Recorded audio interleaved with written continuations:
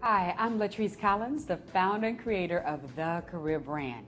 I'm so excited to talk to you a little bit about branding. Now, I know you've heard that term quite a bit over the past few years, and the word brand can be ambiguous and extremely broad. So let's narrow down that scope and talk about what career branding means. The word branding simply means recognition. Recognition of how people see you and what they think of you. Your career brand represents how they see your ability to get the job done. Are you the right person to put into that particular spot? I remember a number of years ago, I was working with one of my clients, and they had a particular leadership position that was open. And I just assumed that it was going to go to their right-hand person. So in talking to them, I asked them if that person was going to get that job. And surprisingly, they said no.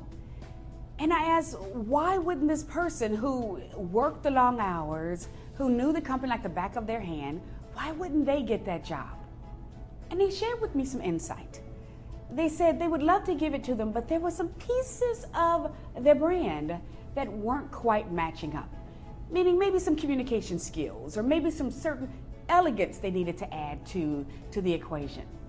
I asked, did they share that with the person? And you wouldn't believe that they said no. But over the years, I've asked this question over and over to hiring managers, and they consistently say they have valuable people who work for them, but they're missing critical things that keeps them from getting the job. Does that sound like you? A person who worked very hard, but you keep missing that opportunity. Let me tell you what that's saying. All that is saying is that there are elements about your brand that is a block that's keeping you from getting that position. It's stopping you from getting to that next level. Now, this is important. This is not about the company's hating, the company doesn't like, or the company's blocking you in some way. It's about they have to identify the best person to fill the slot and have the strongest brand. So our company helps you identify what your brand is, how do you enhance it, and how do you market it. Now, you might be a company or an entrepreneur just starting your business. Here's the reality. The number one investment in your organization is talent. Talent means individuals. That's the number one investment you have. But they're also the difference in you being successful and not successful. So you got to think about it.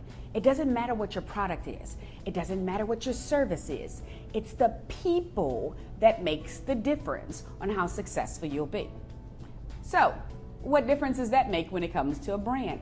Now, it's important for companies to understand this because sometimes they get a little confused on brand and they focus on things like their logo and their suits and things like that.